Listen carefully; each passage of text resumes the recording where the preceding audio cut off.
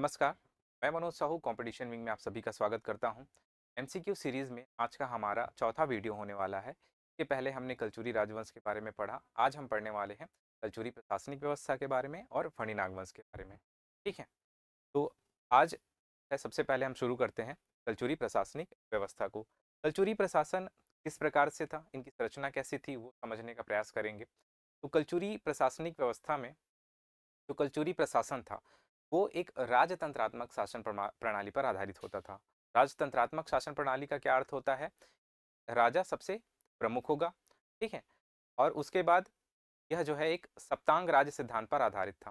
सप्तांग राज्य सिद्धांत पर आधारित था। इसको कैसे इसको बोला जाता है कि ये सप्तांग राज्य सिद्धांत पर आधारित था? क्योंकि इसमें जो प्रशासनिक इकाई थी वो 7 भागों में विभाजित था। और सप्तांग राज्य का सिद्धांत जो है मूल रूप से किसने दिया था? इसको दिया था कौटिल्य ने। ठीक है, कि इसकी जो अवधारणा रखी थी किसने रखी थी? कौटिल्य या फिर चाणक्य बोल सकते। और यह जो प्रशासनिक व्यवस्था थी क्योंकि अलग अलग इकाइयों में विभाजित था, इसलिए इसको क्या कहा गया? यह एक केंद्रीकृत प्रशासनिक व्यवस्था इसको कहा गया इनको। ठीक है, इसी को देखते हैं यह क्या थी। राजतंत्रात्मक शासन व्यवस्था थी और किस पे आधारित थी? सप्तांग राज्य सिद्धांत पर आधारित थी। क्योंकि यह सप्तांग राज्य सिद्धांत पर आधारित थी इसीलिए इसको विकेंद्रीकृत व्यवस्था भी कही जा सकती है। ठीक है, इनमें जो 7 अंग थे वो कौन कौन से थे? ये जो 7 अंग थे उसमें सबसे पहला राष्ट्र था, उसके बाद विषय, विषय के बाद देश या फिर जनपद, के बाद आता था मंडल, मंडल के बाद आता था गढ़, गढ़ के बाद आता था बारहो, बारहो के बाद आता था गांव। इस प्रकार से ये विभाजित थे। तो राष्ट्र का प्रमुख कौन होता था? इनका इसका जो प्रमुख होता था वो होता था राजा।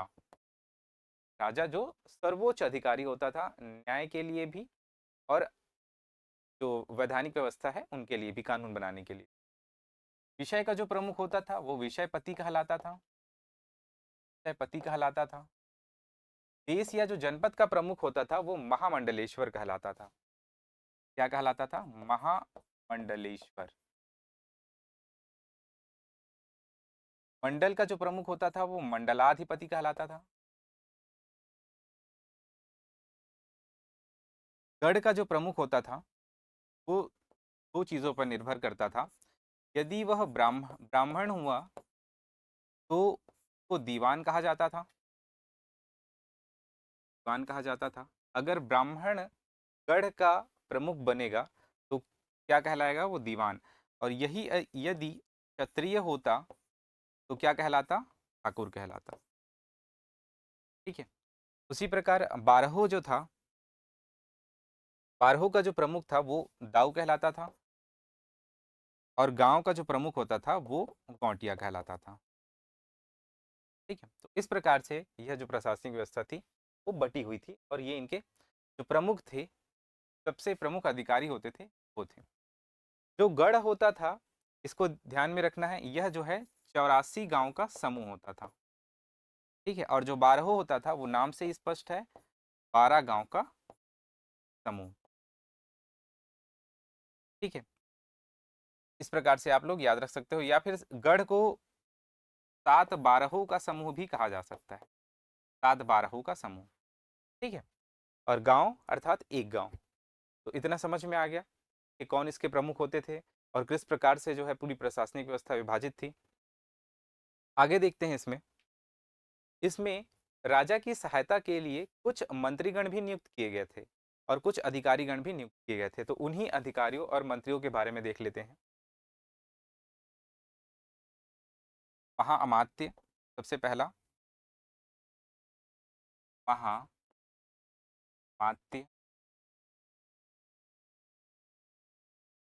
का महा संधि विग्रहक, संधि विग्रहक,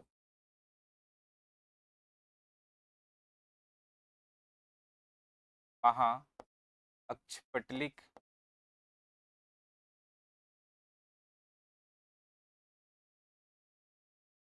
महामात्य महासंधि विग्रहक, महाक्षपटलिक के अलावा महाप्रतिहार, महाप्रतिहार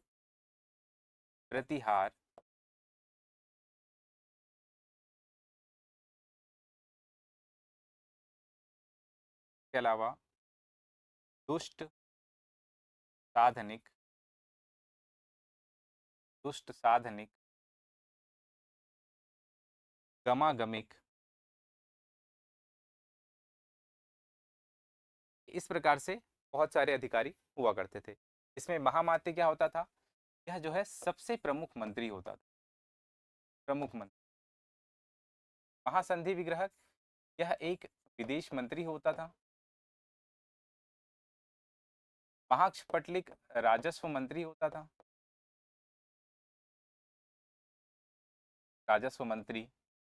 महाप्रतिहार जो है सूचना मंत्री होता था, सूचना मंत्री। दुष्ट साधनिक पुलिस था, ठीक है। गमागमिक यातायात अधिकारी थे, ठीक है। इस प्रकार धर्म के लिए भी कोई अधिकारी होता था, जैसे धर्म लेखी, धर्म लेखी, ये धर्म विभाग का प्रमुख होता था, धर्म विभाग का प्रमुख होता, ठीक है। इसी प्रकार महा अश्व साधनिक, अश्वसेना का प्रमुख होता था, अश्वसेना का प्रमुख। महापीलूधिपति, महापीलूपति, यह जो है क्या क्या था? ये हस्ती सेना का प्रमुख होता था, हस्ती सेना का प्रमुख होता था, ठीक है। यहाँ पर एक पंचकुल नामक संस्था भी प्रचलित थी। क्या थी? एक पंचकुल नामक संस्था प्रचलित, पंचकुल नामक एक संस्था प्रचलित थी। का जो प्रमुख था वो क्या कहलाता था? महत्तम। और जो सदस्य होते थे इसके, वो क्या कहलाते थे? महत्तर, ठीक है। तो ये ध्यान में रख लेना। तो इस प्रकार से कुछ अधिकारीगण होते थे। तो आप लोगों को नाम, जिसका नाम आप लोगों को याद रखना है कि कहीं जोड़ी मिलाने में दे सकता है पेपर में, और दिया भी गया है, ठीक है। इसके अलावा ये तो होगी प्रशासनिक व्यवस्था की बात। इनकी अर्थव्यवस्था कैसी थी, आर्थिक व्यवस्था कैसी थी कलचुरी प्रशासन की? तो इनकी जो आर्थिक व्यवस्था है उसको देख लेते हैं। कलचुरी प्रशासन की आर्थिक व्यवस्था, आर्थिक व्यवस्था की अर्थव्यवस्था मुख्यतः दो चीजों पर निर्भर करती थी। कौन कौन सी चीजों पर निर्भर करती थी? एक कृषि पर और दूसरा पशुपालन पर, ठीक है। कृषि एवं पशुपालन आधारित अर्थव्यवस्था थी, ठीक है। में याद रखना सबसे बड़ा पशु बाजार कहाँ पे था? ये पूछा जाता है परीक्षा में। सबसे बड़ा पशु बाजार वो कहाँ पे था? रतनपुर में। युगा नामक एक परमिट की व्यवस्था थी, युगा नामक एक परमिट की व्यवस्था थी, ठीक है। इसको भी याद रख लेना। इसके अलावा माप तौल के लिए कुछ इकाई प्रचलित, ठीक है, जैसे सेर और पंसेरी, सेर और पंसेरी। तो 5 सेर बराबर 1 पंसेरी होता। कितना होता था? 5 सेर बराबर 1 पंसेरी, और 8 पंसेरी बराबर 1 मन होता, ठीक है। इसी प्रकार कुछ और इकाइयां थी, सेर, पंसेरी, मन, कौड़ी, ठीक है। चूंकि यहाँ पर वस्तु विनिमय प्रणाली आधारित थी, वस्तु विनिमय प्रणाली पर आधारित था इनका जो अर्थव्यवस्था था, उसमें कुछ यूनिट था जो आप लोगों को याद रखने चाहिए, जैसे कौड़ी, गंडा, बोरी और दोगानी, ठीक है, 4 कौड़ी बराबर 1 गंडा होता था। ठीक है, और 5 गंडा बराबर 1 कोरी, और 20 कोरी बराबर 1 दोगानी, और 16 दोगानी बराबर 1 रुपया। ठीक है, तो इसको भी याद रख लीजिएगा आप लोग, ये भी पूछा जाता है बहुत बार पेपर में। ठीक है, 4 कौड़ी बराबर 1 गंडा, 5 गंडा बराबर 1 कोरी, 20 कोरी बराबर 1 दोगानी, 16 दोगानी बराबर 1 रुपया। देखो इसको याद रखे, अब याद करना सबसे बड़ा चैलेंज होता है इसको, तो इसमें ध्यान में रखना सेर, पंसेरी और मन।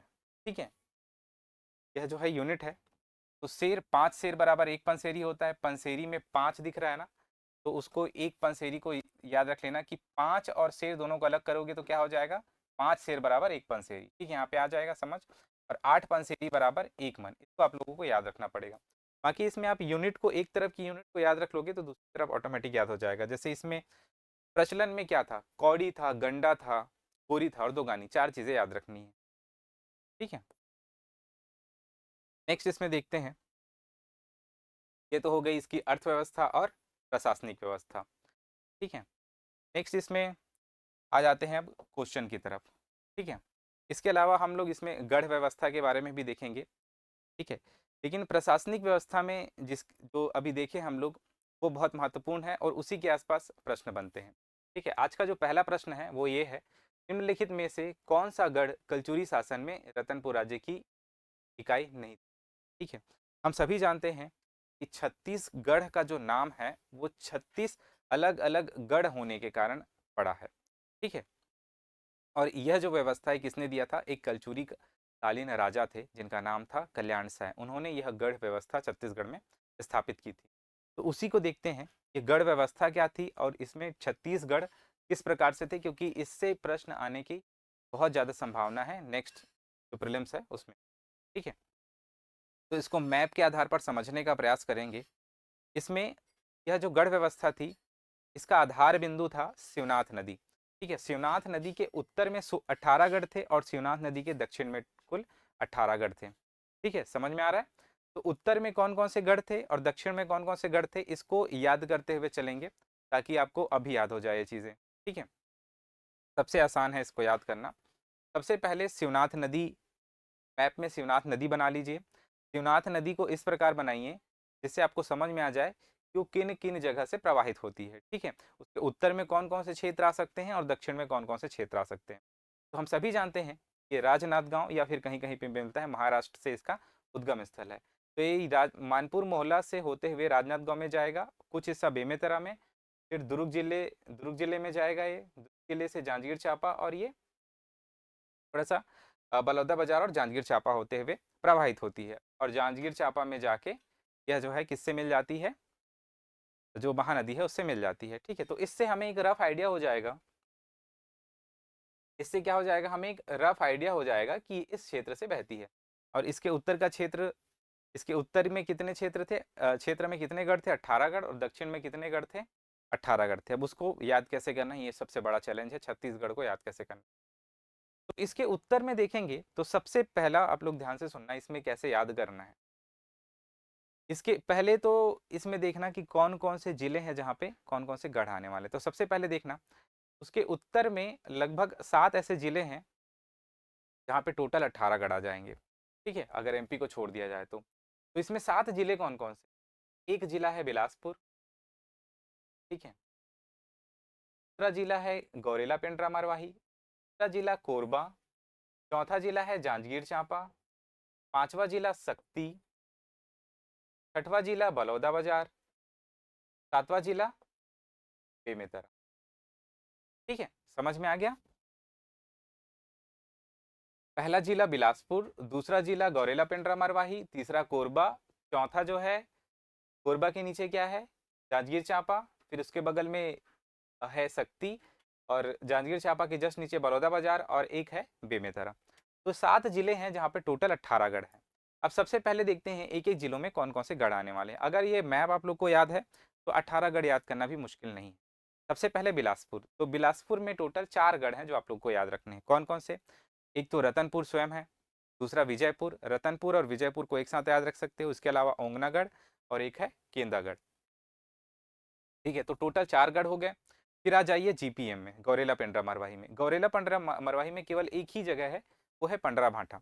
इसको कैसे याद रख सकते हो? गौरेला पेंड्रा मरवाही, तो पेंड्रा इसमें नाम आ रहा है ना, तो पेंड्रा से पंडर भाठा। ठीक है, इसको याद रख सकते हो कि पंडर भाठा किस में आ जाएगा? गौरेला पेंड्रा मरवाही में आ जाएगा। इसके बाद है कोरबा।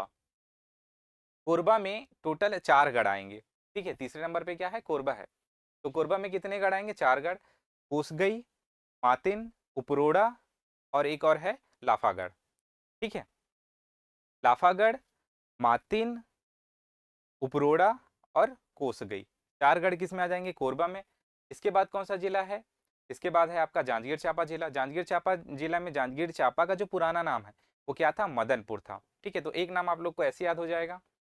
दूसरा है खरौद और तीसरा है कोटगढ़। कोटगढ़ बहुत इंपॉर्टेंट है क्योंकि इसको एमसीक्यू में प्रीवियस ईयर में पूछा जा चुका है। उसके बाद बलौदा बाजार। बलौदा बाजार में एक ही क्षेत्र है, वो है सेमरिया। सक्ती में आ जाएंगे तो सक्ती में कौन सा क्षेत्र है? सोढ़ी। तो सोढ़ी सक्ती, ठीक है, वो याद हो जाएगा। सक्ती में कौन सा गढ़ है? सोढ़ी नामक गढ़ है। इसके बाद है बेमेतरा। तो बेमेतरा में 2 गढ़ है, नवागढ़ और एक कौन सा है? नवागढ़ और मारो। ठीक है, मारो और नवागढ़, ये 2 जो गढ़ है किस में आ जाएंगे? बेमेतरा में। तो इस प्रकार से यहाँ पे टोटल 18 गढ़ हैं जो आप लोग को याद हो जाएंगे। ठीक है, इसके बाद आ जाते हैं रतनपुर के 18 गढ़ में। रतनपुर के 18 गढ़ में माफ कीजिएगा, रायपुर के 18 गढ़। रतनपुर देख लिया हमने। अब आ जाते हैं रायपुर के 18 गढ़ में। तो रायपुर के 18 गढ़ में इसको याद कैसे करेंगे? इसकी शुरुआत आप लोग कर लेना मानपुर, मोहला, अंबागढ़ चौकी से। ठीक है, दूसरा इसमें आ जाएगा बालोद। ठीक है, तीसरा जो जिला आ जाएगा इसमें दुर्ग, चौथा इसमें बेमेतरा, पांचवा इसमें आ जाएगा रायपुर, छठवा आ जाएगा आपका बलौदा बाजार। ठीक है, सातवां इसमें आ जाएगा महासमुंद, आठवां आ जाएगा गरियाबंद, नौवां आ जाएगा धमतरी। तो सभी जो जिले हैं वो आसपास ही हैं। ठीक है, आप लोगों को ज़्यादा दिमाग लगाने की जरूरत नहीं है। जहाँ से उद्गम हो रहा है मानपुर मोहल्ला, मानपुर मोहल्ला के बगल में बालोद जिला पड़ेगा, बालोद के जस्ट ऊपर में दुर्ग, दुर्ग के बाद कौन सा? बेमेतरा, बेमेतरा के नीचे क्या आ जाएगा? रायपुर बगल में मतलब, और उसके बाद आ जाएगा बलौदा बाजार, 7वें में आपको महासमुंद मिल जाएगा, फिर आ जाएगा 8वें नंबर पे गरियाबंद और 9वें नंबर पे आपको धमतरी जिला। तो इन 9 जो जिले हैं यहाँ पे आपको टोटल 18 गढ़ दिखेंगे। यहाँ पे मैंने 2 नाम लिखा हुआ है, ये एमपी क्षेत्र में आते हैं। ठीक है, ये 16 गढ़ हैं, 17वां और 18वां गढ़ करकट्टी और कंडरी के नाम से जो अभी वर्तमान में एमपी के अंतर्गत आते हैं। ठीक है, उसी प्रकार यहाँ पे एक क्षेत्र है जो अज्ञात है, जिसके बारे में जानकारी नहीं मिलती, वो है सिंघनगढ़, रायपुर क्षेत्र में। तो रायपुर क्षेत्र में सबसे पहले देखते हैं मानपुर मोहल्ला में कौन सा गढ़ आएगा। मानपुर मोहल्ला के अंतर्गत आता है सिंगारपुर। ठीक है, बालोद जिले में आता है अकलवाड़ा। ठीक है, दुर्ग में दो गढ़ आते हैं, एक स्वयं दुर्ग आएगा और दूसरा आएगा पाटन। ठीक है, फिर बेमेतरा, बेमेतरा में सरधा और सिरसागढ़। क्या क्या है? सरधा और सिरसागढ़। फिर आ जाएंगे बेमेतरा के बाद रायपुर। रायपुर में देखेंगे आप रायपुर और अमोरा। ठीक है, फिर बलौदा बाजार। तो बलौदा बाजार में आपको सिमगा और लवण मिल जाएगा। सातवां आप लोग महासमुंद में देखेंगे तो महासमुंद में 4 क्षेत्र हैं जो महत्वपूर्ण हैं। एक खल्लारी है, दूसरा है सिरपुर, तीसरा सुअर मारगढ़ और एक ठो मोहदी। ठीक है, तो 4 क्षेत्र है जो इसमें आ जाते हैं, महासमुंद में आ जाते हैं, 4 गढ़ महासमुंद में। फिर गरियाबंद में 2 गढ़ आते हैं, एक फिंगेश्वर और दूसरा राजिम। धमतरी में उसी प्रकार एक गढ़ आएगा, टेंगनागढ़। और एक गढ़ आता है सिंघनगढ़ जो अज्ञात है, जिसके बारे में जानकारी नहीं मिलती कि वो कौन से जिले में है। ठीक है, तो इस प्रकार से आप 18 गढ़ों के नाम याद रख सकते हो। संभावना है कि अगला जो प्रीलिम्स है उसमें ये जो गढ़ से रिलेटेड क्वेश्चन है वो आ सकता है, तो इसको बिल्कुल ध्यान से याद रखना है। अब आ जाते हैं हम लोग प्रश्न की तरफ। ठीक है, निम्नलिखित में से कौन सा गढ़ कलचुरी शासन काल में रतनपुर राज्य की इकाई नहीं था? ठीक है, तो इसको आप लोग बहुत आसानी से बना सकते हो, यह एलिमिनेट करने वाला क्वेश्चन भी है। जैसे लाफागढ़, ठीक है, सोना खान, कुरोड़ा, सोना खान नाम का कोई गढ़ नहीं था, राजनांदगांव नाम का कोई गढ़ नहीं था। ठीक है, रतनपुर राज्य की इकाई नहीं थी। ठीक है, तो रतनपुर राज्य, सोना खान चूंकि रतनपुर राज्य की इकाई थी, सोना खान जो है बलौदाबाजार में आता है। तो ये जो है रतनपुर राज्य की इकाई थी। यहाँ पे गढ़ नहीं पूछा जा रहा है, यहाँ पे इकाई पूछा जा रहा है, ध्यान में रखना। लेकिन राजनांदगांव जो है वो किसी भी प्रकार से रतनपुर राज्य की इकाई नहीं थी। ठीक है, यहाँ पे आपको एलिमिनेट करके बनाना है इस क्वेश्चन को। समझ में आ रहा है? लाफागढ़, सोना खान, उपरोड़ा, ये तीनों जो है रतनपुर क्षेत्र के अधीन आते हैं, जबकि राजनांदगांव जो है रायपुर क्षेत्र के अधीन आता है। इसलिए इसका सही आंसर क्या हो जाएगा? राजनांदगांव हो जाएगा। ठीक है।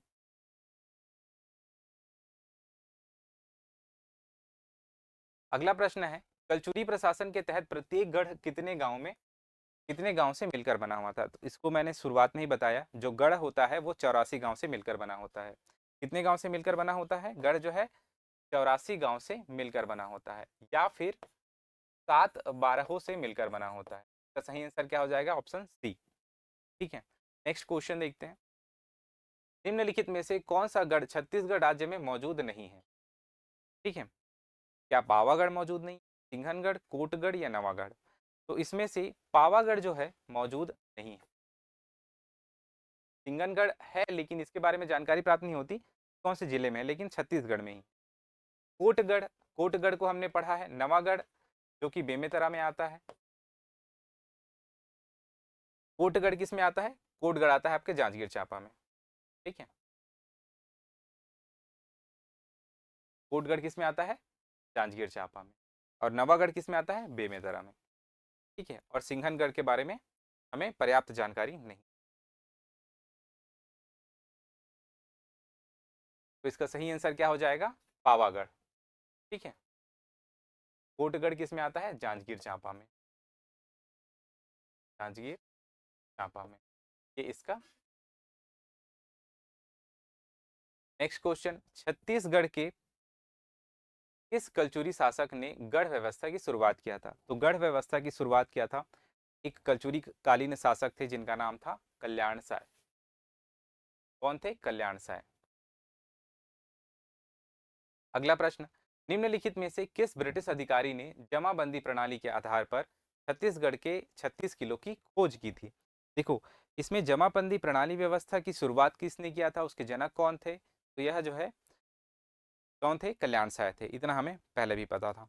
लेकिन इसकी खोज किसने किया था? कौन से अंग्रेज अधिकारी थे जिन्होंने पता लगाया था कि छत्तीसगढ़ में है कितने गढ़ हैं? 36 गढ़। इसकी इसका पता लगाया था मिस्टर चिजम ने। ठीक है, ये एक अंग्रेज अधिकारी थे जिन्होंने 36 गढ़ों का खोज किया था। किसके आधार पर? कल्याण साय की जमाबंदी प्रणाली के आधार पर। तो इसका सही आंसर क्या हो जाएगा? मिस्टर चिजम। निम्नलिखित शासक रायपुर की कलचुरी शाखा से संबंधित थे। ठीक है, चामुंडा सिंह, मोहन सिंह, उमेन सिंह देव, अमर सिंह देव। ठीक है, इसको क्रम में जमाना है। तो सबसे पहले देख लेते हैं यहाँ पे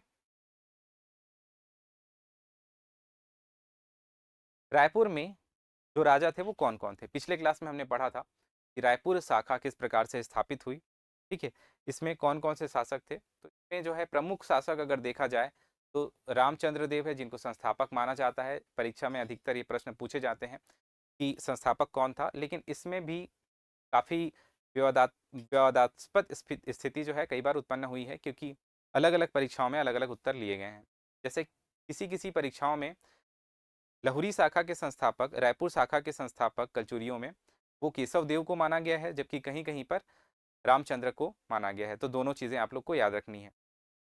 रामचंद्र ने रायपुर नामक नगर बसाया था किनके नाम पर? ब्रह्मदेव के नाम पर, अपने पुत्र के नाम पर।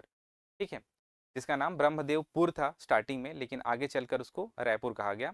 ठीक है, और जिसको राजधानी कौन बनाते हैं? ब्रह्मदेव आगे चलकर रायपुर को अपनी राजधानी बनाते हैं। चूंकि इनकी जो प्रारंभिक राजधानी रहती है लहुरी शाखा की, रायपुर की शाखा की, वो रहती है खल्लारी। ठीक है, इस रायपुर को राजधानी कौन बनाते हैं? तो रायपुर को राजधानी बनाते हैं ब्रह्मदेव। ठीक है, तो ये हमने पिछले क्लास में कुछ चीज़ें इसमें देखी थी। अब सबसे महत्वपूर्ण चीज़ ये है, इसमें जो प्रश्न आता है वो इसके शासकों को लेकर आता है। ठीक है, तो इसमें ध्यान में रखना है जो प्रमुख शासक कौन कौन थे जिसको क्रम में पूछा जाता है। सबसे पहला नाम आता है केशव देव का। कहीं कहीं पे किन्हीं किन्हीं स्रोतों में इनको देवनाथ का पुत्र भी कहा गया है। देवनाथ हमने देखा था, जगन्नाथ के दो पुत्र थे, वीर सिंह देव और देवनाथ सिंह देव। देवनाथ सिंह रायपुर की शाखा के प्रमुख हुए आगे चलकर, और वीर सिंह देव कौन हुए, रतनपुर शाखा के प्रमुख हुए। तो कहीं किन्हीं किन्हीं स्रोतों पर केशव देव को देवनाथ सिंह देव का पुत्र भी माना गया है। और प्यारेलाल गुप्त की जो प्राचीन छत्तीसगढ़ की पुस्तक है उसमें बताया गया है यह जो है देवनाथ के पुत्र है, और संभवतः इन्हीं को आगे चलकर है रायपुर शाखा प्राप्त हुई। इसीलिए कभी कभी प्रश्न ये भी पूछा गया है कि प्रश्न का उत्तर ये ले लिया गया है कि रायपुर शाखा के संस्थापक कौन है, केशव देव। ठीक है। दूसरा है इसमें भुवनेश्वर देव।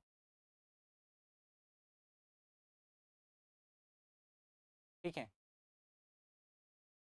मान सिंह देव।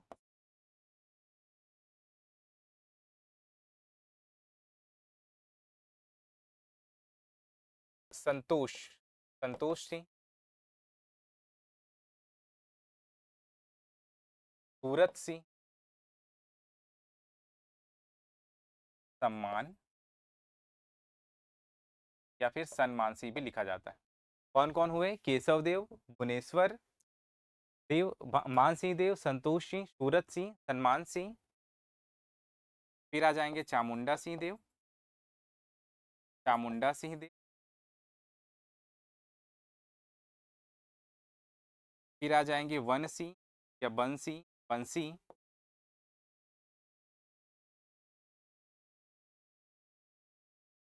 बंसी सिंह। बंसी सिंह। धन सिंह सिंह धन सिंह देव को इसलिए बताया जा रहा है क्योंकि कई बार जो प्रश्न है ये इसके क्रम में पूछा गया है। ठीक है। धन सिंह देव के बाद है यादव सिंह देव। यादव सिंह देव। ठीक है। यादव के बाद सोम दत्त।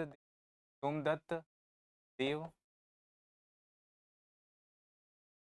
सोमदत्त के बाद बलदेव। बलदेव सिंह के बाद मेंद सिंह। मेंद सिंह के बाद आ जाएगा बनवीर। बनवीर। इसके बाद आ जाएगा इसमें मेंद सिंह, बनवीर सिंह, अमर सिंह,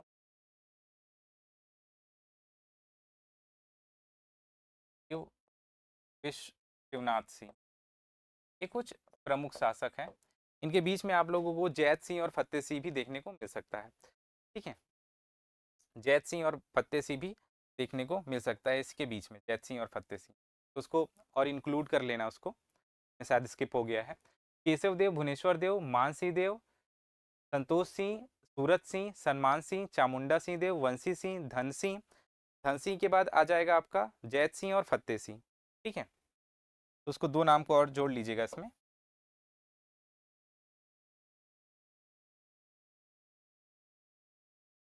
जैत सिंह और फतेह सिंह। ठीक है। जैत सिंह और फतेह सिंह।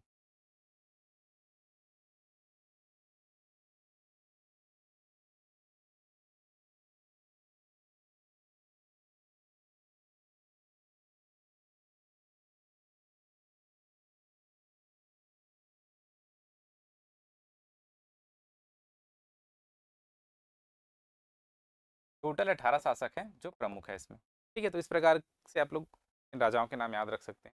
केशव देव, भुवनेश्वर, मान सिंह, संतोष सिंह, सूरत सिंह, सन्मान सिंह, चामुंडा सिंह देव, बंसी सिंह, धन सिंह, जैत सिंह, फतेह सिंह, यादव यादव सिंह, सोमदत्त देव, बलदेव सिंह, उमेंद्र सिंह, बनवीर सिंह, अमर सिंह और शिवनाथ सिंह। तो इस प्रकार से 18 शासक हैं। तो आप लोगों को याद रखने पड़ेंगे क्योंकि इससे रिलेटेड क्वेश्चन आता है। ठीक है। तो इसमें हमें प्रश्न क्या पूछा गया वो देख लेते हैं हम। चामुंडा सिंह, मोहन सिंह, उमेंद्र सिंह और अमर सिंह। तो इसमें पहले कौन सा आ जाएगा इन क्रम में अगर देखें तो मोहन सिंह तो था ही नहीं लिस्ट में, देखोगे आप रायपुर शाखा में था ही नहीं, तो एलिमिनेट हो जाएगा। तो इसमें क्या है, संबंधित पूछा है, क्रम में नहीं जमाने पूछा है, संबंधित शासक कौन है। तो 1, 3 और 4 इसके संबंधित शासक हैं। ठीक है। अगर इसी को क्रम में जमाने बोल दिया तो सबसे पहले कौन आएगा, चामुंडा सिंह आएगा, फिर आएगा उमेंद्र सिंह और ये आ जाएगा। ठीक है। एक एक के बाद आएगा 3, उसके बाद 4। ठीक है, अगर क्रम में जमाने बोलता है तो इस प्रकार से इसको ले सकते हो। यहाँ पे एक चीज और याद रख लेना आप लोग, अमर सिंह और शिवनाथ सिंह। अमर सिंह के टाइम पे रायपुर शाखा में कलचुरियों का आक्रमण होता है। ठीक है, और जो कलचुरी है वो जो कलचुरी है वो किसके अधीन चला जाता है, मराठा के अधीन चला जाता है। तो अमर सिंह को उनके राजकाज को संभालने के 3 क्षेत्र दिया जाता है, ये पेपर में आता है। राजिम, पाटन दिया जाता है, उसमें राजिम, पाटन और रायपुर। ठीक है, अमर सिंह को कौन कौन से क्षेत्र दिए गए हैं, राजिम, रायपुर और पाटन। और शिवनाथ सिंह को उनके जीवन यापन के लिए बड़गांव दिया जाता है, और यहाँ पे बोला जाता है कि आप जो है इससे अपना जीवन यापन कर सकते हो। ठीक है, तो याद रख लीजिए। नेक्स्ट क्वेश्चन की तरफ आते हैं। अगला क्वेश्चन है, हैहवों की वंशावली का उल्लेख किस शहर के मंदिर के शिलालेख में उल्लिखित है। दंतेवाड़ा, भोरमदेव, रतनपुर और सिवरी नारायण। ये हाल ही में पूछा गया प्रश्न है। इसका सही उत्तर है सिवरी नारायण। सिवरी नारायण से एक शिलालेख प्राप्त हुआ है जहाँ पे बताया गया है हैहवों की वंशावली को। ठीक है, हैह वंश अर्थात कलचुरी वंश की वंशावली का उल्लेख कहाँ से कौन सी जगह से प्राप्त शिलालेख में हुआ है, तो सिवरी नारायण से प्राप्त शिलालेख में हुआ है। ठीक है, अगला प्रश्न है, छत्तीसगढ़ में कलचुरी प्रशासन के अंतर्गत रायपुर शाखा के शासक को निम्नलिखित में से किस उपाधि से संबोधित किया गया। यहाँ पे रायपुर शाखा के शासक बोला गया है। ठीक है, ध्यान में रखना। तो उनको का सही आंसर है राजकुमार राजा। ठीक है, उनको इस उपाधि से विभूषित किया जाता था। जो रायपुर के कलचुरी होते थे उनको महाराज कुमार राजा की उपाधि से विभूषित किया जाता था। इसका सही आंसर हो जाएगा। अगला प्रश्न है, फणी नागवंश के प्रथम शासक कौन थे। फणी नागवंश के प्रथम शासक क्या अहिराज थे, गोपाल देव, रामचंद्र देव या मोनिंग देव। ठीक है, फणी नागवंश के बारे में हमें जो जानकारी प्राप्त होती है वो प्राप्त होती है मड़वा महल से। ठीक है, मड़वा महल अभिलेख सबसे महत्वपूर्ण अभिलेख है फणी नागवंश से संबंधित। ठीक है, मड़वा महल अभिलेख। तो इसमें ध्यान में रखना है, यह जो अभिलेख है वो किसका है, यह जो अभिलेख है वो है रामचंद्र देव का। रामचंद्र देव का। ठीक है, यह जो अभिलेख किसका है, यह जो अभिलेख है वो है रामचंद्र देव का। इसमें मड़वा महल, मड़वा जो है हम सभी को पता है मंडप को कहा जाता है। तो इसमें विवाह का उल्लेख है, किनके विवाह का, रामचंद्र एवं राजकुमारी अंबिका देवी, अंबिका देवी के विवाह का उल्लेख है। ठीक है, 1349 में यह जो अभिलेख है वो प्राप्त हुआ है, यह भी ध्यान में रख लें। मड़वा महल अभिलेख किसका है, रामचंद्र देव का है। इसमें विवाह का उल्लेख है किसका, रामचंद्र देवी और अंबिका देवी का। इसके अलावा इसमें एक चीज और उल्लेख है, फणिनाग वंश, फणिनाग वंश के 24 राजाओं का भी उल्लेख। फणिनाग वंश के 24 राजाओं का उल्लेख, 24 राजाओं का उल्लेख है, जिसमें से जो इनके प्रथम राजा है या जो संस्थापक है वो किनको बोला गया है, ये संस्थापक बोले गए हैं अहिराज को। ठीक है, तो याद में रखना। और अंतिम शासक बताया गया है यहाँ पे, अंतिम शासक मोनिंग या फिर भोनिंग देव को। ठीक है, हम सभी को पता है फणी नागवंश में एक और महत्वपूर्ण चीज है जो हम लोग को याद रखना है, वो है घोरम देव मंदिर। ठीक है, घोरम देव मंदिर किसका है, घोरम देव मंदिर, यह जो मंदिर है, ये जो मंदिर बनाया था किसने बनाया था, राजा गोपाल देव ने, गोपाल देव ने बनवाया था। ठीक है, जो फणी नागवंशी राजा थे वो। ठीक है, छत्तीसगढ़ का खजुराहो कहा जाता है। ठीक है, इसको छत्तीसगढ़ का खजुराहो कहा जाता है। तो ध्यान में रखना, किसने बनाया था, गोपाल देव ने बनाया था। ठीक है, अभी हमें यहाँ पे प्रश्न क्या पूछा जा रहा है, फणी नागवंश के प्रथम शासक कौन थे। तो क्या अहिराज थे, गोपाल देव थे, रामचंद्र थे या भोनिंग देव? तो अहिराज थे। गोपाल देव के बारे में याद रखना, पूरम देव मंदिर का निर्माण। रामचंद्र देव, मड़वा महल अभिलेख, ठीक है। भोनिम देव ये कौन थे? अंतिम शासक थे। ठीक है, तो इसका सही आंसर क्या हो जाएगा? इसका सही आंसर हो जाएगा ए, अहिराज। ठीक है, अगला प्रश्न, फणी नागवंश के अंतिम शासक कौन थे? तो फणी नागवंश के अंतिम शासक थे भोनिंग देव या फिर मोनिंग। इसको याद रखना, इनका जो संघर्ष था वो हुआ था कलचुरी राजवंश के शासक, कलचुरी राजवंश के शासक के साथ, जिसका भी नाम क्या था? रामचंद्र ही था। ठीक है, कलचुरी राजवंश के शासक रामचंद्र के साथ इनका संघर्ष हुआ था। इनका? भोनिंग देव का। ठीक है, तो इसको ध्यान में रखना। अगला प्रश्न है, कवर्धा महल का डिजाइन और कवर्धा महल डिजाइन और निर्मित किसने किया था? एक इनके द्वारा किया गया था। ठीक है, महाराजा धर्मराज सिंह द्वारा, गुरु घासीदास द्वारा, वल्लभाचार्य द्वारा, राजा उजियार सिंह द्वारा। तो दो ऑप्शन को तो ऐसे एलिमिनेट कर सकते हो। ठीक है, क्योंकि इसका कवर्धा महल से कोई संबंध नहीं है। इसका जो सही आंसर है वो है राजा धर्मराज सिंह। ठीक है, कवर्धा जो महल है तो डिजाइन और निर्मित किसने करवाया था? धर्मराज करवाया था।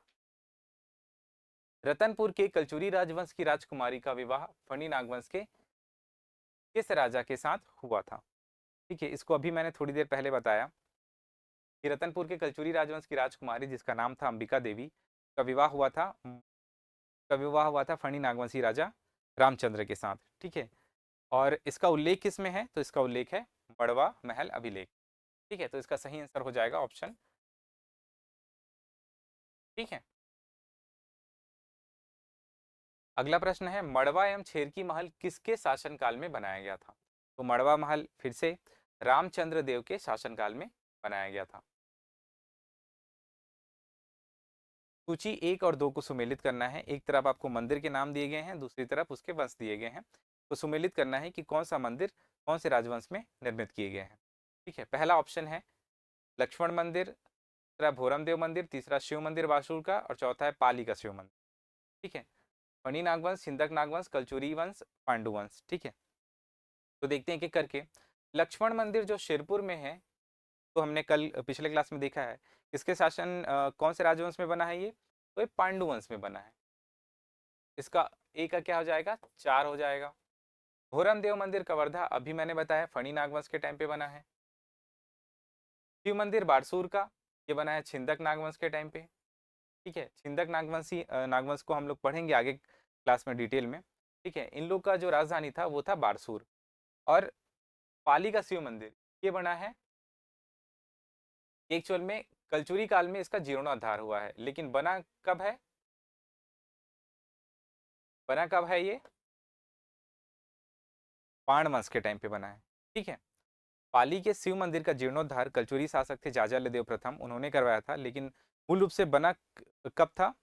बना किसके कौन से वंश के टाइम पे बना था? तो वो था बाण वंश के टाइम पे, विक्रमादित्य के शासनकाल।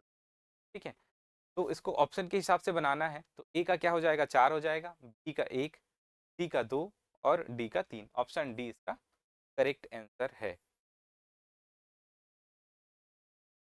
अगला प्रश्न देखते हैं, हाल ही में उत्खनित क्षेत्र पचराही में प्राप्त पुरातात्विक अवशेषों का संबंध प्राचीन छत्तीसगढ़ के निम्नलिखित राजवंश से है। देखो, इसको आप लोग ऑप्शन से बना सकते हैं। वैसे पचराही जो क्षेत्र है वो है कवर्धा में, और ऑप्शन में देखेंगे आप सरबपुरी, पांडुवंश, फणी नागवंश, नलवंश, इसमें कवर्धा जो संबंधित राजवंश थे वो थे फणी नागवंशी।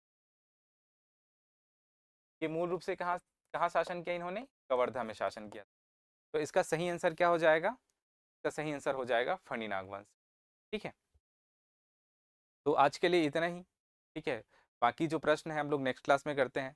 आशा करता हूँ कि जो हम है एमसीक्यू के माध्यम से आप लोगों को एक प्रश्न के साथ साथ और और भी जो है प्रश्न आप लोगों को खोल रहे हैं उसमें।